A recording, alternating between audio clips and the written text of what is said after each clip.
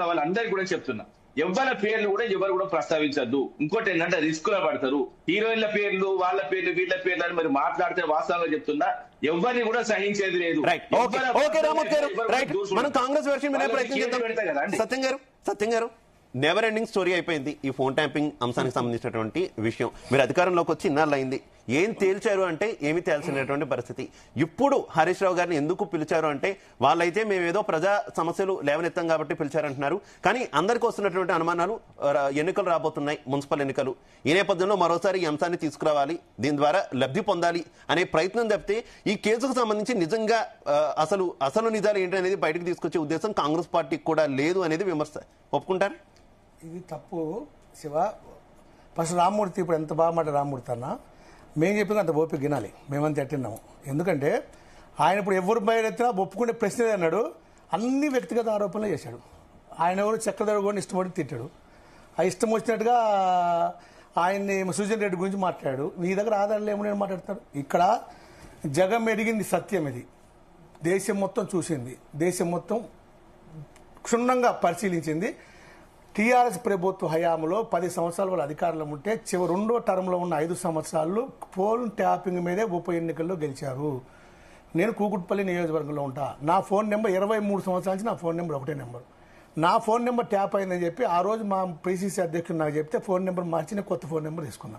నేను కూడా జూబిలీస్కి వెళ్ళి స్టేట్మెంట్ ఇచ్చా నా ఫోన్ నెంబర్ ట్యాప్ అయితే.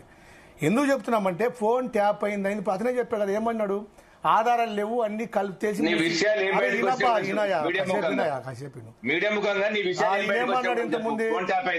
Phone tapping సాక్ష్యాలన్నీ. రామత్ గారు ఇంటరప్షన్ వద్దు ప్లీజ్, వన్ బై వన్ మాట్లాడండి. ఇంటరప్షన్ వద్దు రామత్ గారు, రామత్ గారు 1-to-1 కౌంటర్ వద్దు ప్లీజ్, ప్లీజ్ రామత్ గారు. రామత్ గారు నేను మీకు చాలా టైం ఇచ్చా, రామత్ గారు నేను మీకు చాలా టైం ఇచ్చా. ఇలా 1-to-1 ఇంటరప్షన్ వద్దు ప్లీజ్, కంటిన్యూ. వీళ్ళకి ఓపిక ఉండదు. ఇక్కడ ఆధారాలన్నీ నాశనం చేసిన ఆయన చెప్తున్నాడు.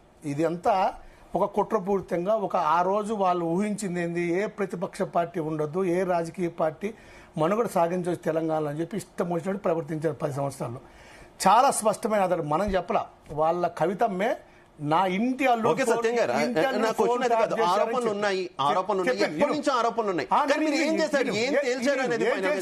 వాస్తవంగా దాని మీద సిట్ ఎప్పుడు వేశారు? ఇప్పుడు మొన్న సిట్ వేశారు. కానీ దీని మీద 1.5 year నుంచి 1 year నుంచి ప్రభుత్వం వచ్చిన రోజు, ప్రభుత్వం రాకముందు కూడా మా పిసిసి అధ్యక్షుడు మా రేవంత్ రెడ్డి గారు సభాముఖంగా బహిరంగ సభలో చెప్పాడు మా ఫోన్ ట్యాప్ అవుతుందని. బండి సంజయ్ గారు మా ఫోన్ ట్యాప్ అవుతుందని చెప్పారు. ఇక్కడ దాకా కానీ అనేక పర్యాయాలు హరీష్ రావు గారే నా ఫోన్ ట్యాప్ అయిందని చెప్పాడు. నా ఫోన్ ట్యాప్ అవుతుంది, నాకు ఫోన్ చేయొద్దని చెప్పి ఈటెల రాజేంద్ర గారు, మంత్రులు గంగుల కమలాకర్ వాళ్ళందరూ ఆరోపించారు. ఇదంతా ఈ రోజు వాళ్ళు మాట్లాడి అబద్ధము.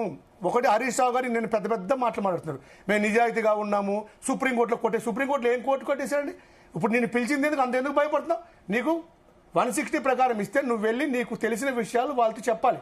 అదే కాదు నువ్వు చేయాల్సి, అంత ఎందుకు భయపడ్డావు? అంతగానో ముందుకు ప్రెస్ మీట్ పెట్టి గాంధీ మీ టీఆర్ఎస్ భవన్లో జనాలంతా జమ చేసుకొని ర్యాలీ తీసుకొని అక్కడ ఉండి నువ్వు బయటకు వచ్చి ఏం చెప్తాను? ఇంకా పైగా నేను 100 క్వశ్చన్లు వేసాను, వాళ్ళు ఒక్క క్వశ్చన్ అయితే నేను 100 క్వశ్చన్ బాగా అలవాటు అయిపోయింది. ఆయన అంతే సిబిఐ పిలిస్తే సిఐడి పిలిస్తే నేను ఒక్క క్వశ్చన్ అయితే నేను 50 క్వశ్చన్లు వేసానంట, ఈయన ఒక్క క్వశ్చన్ అయితే 100 క్వశ్చన్లు వేసానంట. అరే మీరు సన్నాసులు లెక్క, దొంగల లెక్క ఫోన్ ట్యాప్ చేసి పిల్లల మాటలు, తల్లుల మాటలు, తండ్రుల మాటలు వ్యక్తిగతంగా మాట్లాడకు. సన్యాసి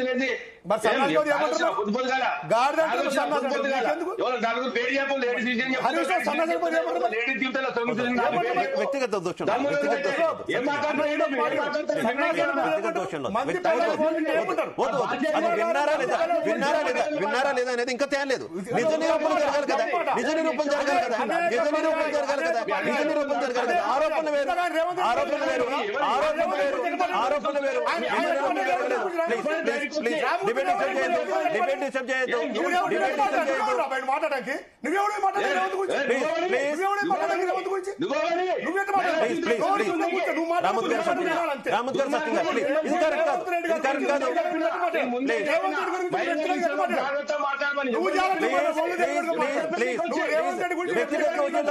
వ్యక్తిగత దోషులతో ఇద్దరికి నేను రిక్వెస్ట్ చేస్తున్నా. సత్యం గారు ఒక్క నిమిషం, నేను రిక్వెస్ట్ చేస్తున్నా.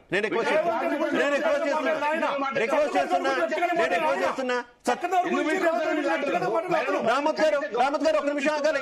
రామత్ గారు ఒక నిమిషం ఆగాలి. సత్యం గారు ఒక నిమిషం, ఇద్దరు ఒక నిమిషం ఆగాలి. ఇద్దరు ఒక నిమిషం ఆగాలి. ఒక నిమిషం సత్యం గారు.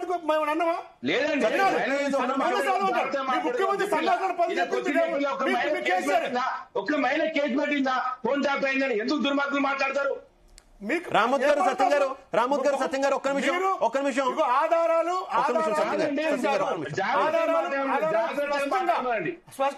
మీ ఆడబిడ్డ చెప్పి కేసు పెట్టింది. మీ ఆడబిడ్డ ఇద్దరు ఆడియోని కట్ చేయాల్సి వస్తుంది. ఒక్క నిమిషం ఆగాలి. ప్లీజ్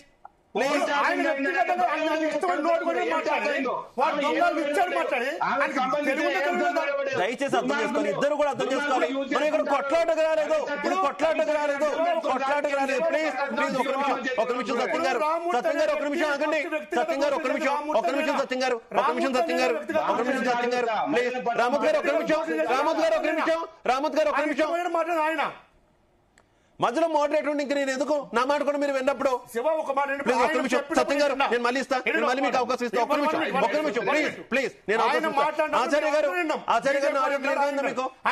ఒక నిమిషం ప్లీజ్ సత్యం గారు ఒక నిమిషం. ఆచార్య గారు ఆడియో క్లియర్ గా ఉందా మీకు?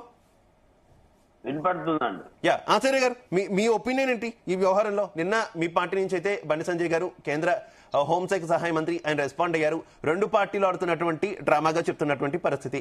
కాకపోతే చూస్తున్నటువంటి పబ్లిక్ మాత్రం ఇది రెండు పార్టీల డ్రామా కాదు, మొత్తం అన్ని రాజకీయ పార్టీలు కలిసి ప్రజలను పిచ్చోలు చేస్తున్నారని అయితే అనిపిస్తున్నటువంటి సిచ్యువేషన్. ఎక్కడా కూడా ఏ విషయమూ బయటకు రాదు. ఏం జరుగుతుంది అనేది తెలియదు. ఆరోపణలు ప్రత్యారోపణలు అధికార పార్టీ ఉపయోగించుకోవాలని చూసుకుంటది. ప్రతిపక్షం